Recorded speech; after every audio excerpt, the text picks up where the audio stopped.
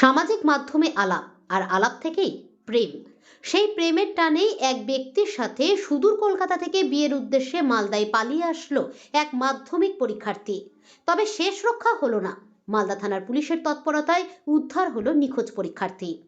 কলকাতা টালিগঞ্জের বাসিন্দা মাধ্যমিক পরীক্ষার্থী ৩ বছর আগে সামাজিক মাধ্যমে মালদা থানার মঙ্গলবাড়ি গ্রাম পঞ্চায়েত অঞ্চলের বলাতুলি শনিবার হাট এলাকায় ৩৩ বছর বয়সী এক ব্যক্তি বিশ্বজিৎ বর্মনের সাথে পরিচয় হয়। তাদের মধ্যে প্রণয়ের সম্পর্ক হয়। মাধ্যমিক পরীক্ষা শেষ হতে বিশ্বজিতের হাত ধরে মালদায় পালিয়ে আসে। মাধ্যমিক পরীক্ষার্থীর পরিবারের মেয়ের খোঁজ না পেয়ে কলকাতা পুলিশের দ্বারস্থ হন। শুরু হয় তদন্ত। কলকাতা পুলিশের তদন্তকারী আধিকারিক নিখোঁজ মাধ্যমিক পরীক্ষার্থী সামাজিক মাধ্যম খতিয়ে দেখার পর জানতে পারে ঘটনার পিছনে মালদার যোগসূত্র রয়েছে।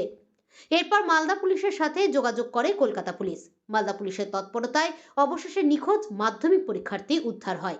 গ্রেপ্তার করা হয় অভিযুক্ত বিশ্বজিৎ বর্মনকে। পুলিশ সূত্রে জানা গেছে, অভিযুক্ত বিশ্বজিৎ বর্মন বিবাহিত, তার 2 সন্তানও রয়েছে। মালদা থানার পুলিশ সূত্রে জানা গেছে, এই দিনই অভিযুক্তকে কলকাতা পুলিশের হাতে তুলে দেওয়া হয়েছে।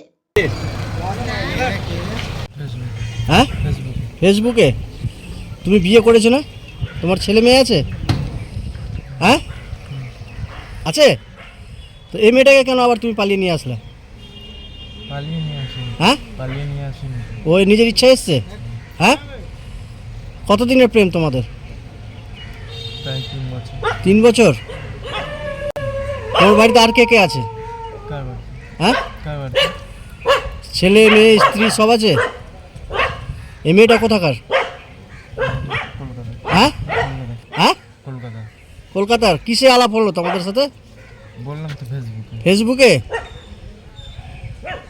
কি নাম তোমার? অশ্বিনী। বিশ্বজিৎ। কি বাড়ি? বাড়ি হ্যাঁ নারায়ণপুর। হ্যাঁ, নারায়ণপুর। নারায়ণপুর না শনিবাড়ি হাট?